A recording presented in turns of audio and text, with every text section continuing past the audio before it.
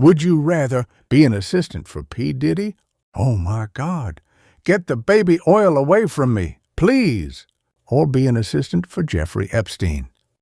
Jeffrey, what are all the kids doing here? Diddy. Epstein's world is radioactive. Diddy's chaotic, but I can navigate ego and fame. At least there's still a brand to protect. Epstein. Early access to that network gives you leverage. With the right timing, you could expose it or control the narrative. P. Diddy. The allegations are serious, but not on the same scale or certainty as Epstein. Morally, I couldn't justify being tied to Epstein's operation.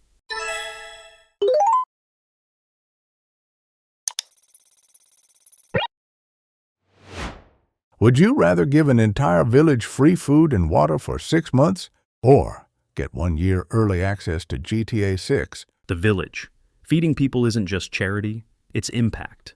6 months of stability means children survive, parents can focus on rebuilding, and disease doesn't spread. GTA 6 will still be there later. Every instinct tells me to grab the game, and I would, but I can't get bad karma right before release. 6 months of clean water and food can prevent disease, malnutrition, even death. So I guess that trade-off's not even close. I'll wait for the game like everyone else. GTA 6, obviously. Feeding a village for 6 months just delays starvation. But if I get early access, I can leak gameplay, sell footage, build a brand, make millions. Then maybe fund real long-term aid.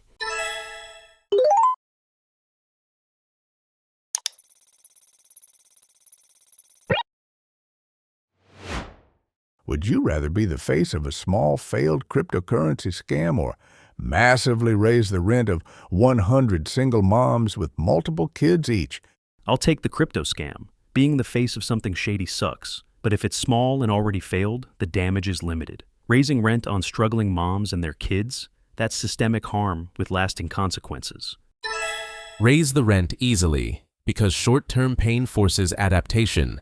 Subsidized struggle creates dependency. Pressure makes people resourceful. Meanwhile, a failed crypto scam sticks to your name forever. You become a meme, a headline, a joke. At least massively raising rent is anonymous. Raise the rent. It's cold, but I'm not tanking my name for a Ponzi. A bad rep doesn't go away. Raising rent is harsh, but legal. No Twitter threads dragging me for that.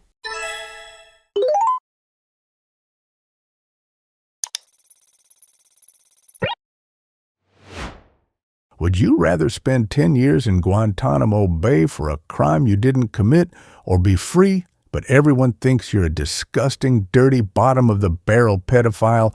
I'm tweaking even thinking about it. Guantanamo. I'd rather suffer in silence than walk free with that kind of stain on my name. You don't recover from being labeled a pedophile. Not socially, not professionally, not mentally. 10 years is brutal, but truth matters for me. Freedom. Easily. Reputation is perception, and I don't give a fuck about it. But 10 years in Guantanamo? That's real damage. Physically, psychologically, permanently. I'll take false judgment over actual torture any day. Guantanamo.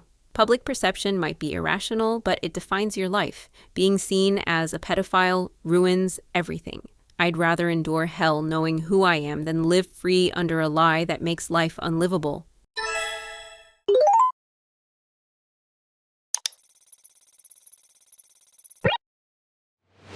Would you rather accidentally run over 5 children in a hit and run and never get caught, or take the blame for someone else's hit and run and spend 20 years in prison? I'll probably take the 20 years. I'd rather face prison knowing I upheld something human than live free carrying 5 ghosts. Run them over and don't get caught. Justice isn't real, it's just paperwork. If I didn't mean to do it, and I couldn't care less about them, why ruin my life for someone else's mistake? I'll just live with it. I'd go with the hit and run. Morality isn't just about punishment, it's about utility. If I vanish into prison, that's one more wasted life. But if I stay free, maybe I dedicate my time to anonymously funding safety initiatives, traffic reform, something. Probably not, though. I can't undo what happened, but I can very unlikely redirect the damage.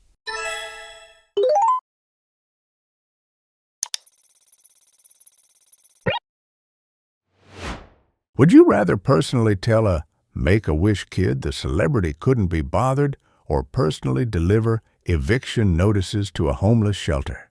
I'll break the news to the kid. It is what it is.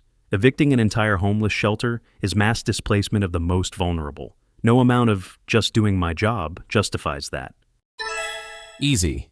Evict the shelter. Maybe if they actually worked for a home, I would give a shit. Telling a dying kid their hero doesn't care is psychological. I wouldn't do that to myself. Eviction is logical. I'll do the eviction. The shelter might find another building. That kid gets one moment telling him his dream doesn't matter. Sorry, I'm just boring myself with this. Can I choose both? Would you rather become TikTok famous for videos where you dropkick therapy dogs, or be invited on a talk show to defend why you think retarded people should be denied medical care? The talk show. Controversy is leverage. Frame it as a debate on medical resource allocation. Spin it into a utilitarian argument, then walk it back if needed. It's intellectual theater. Kicking dogs, that's raw emotional backlash. No nuance, no escape. I'll take the TikTok fame. It's a fun add to an already interesting idea. Denying medical care to the dummies is aligning myself with a belief that I could not stand for. Who would ever treat other breathing creatures like that?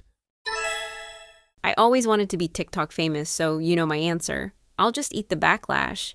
People will eventually forgive me, and I'll start a podcast where I talk a bunch of fucking bullshit every week and eventually put it behind a paywall. That should be fun, right?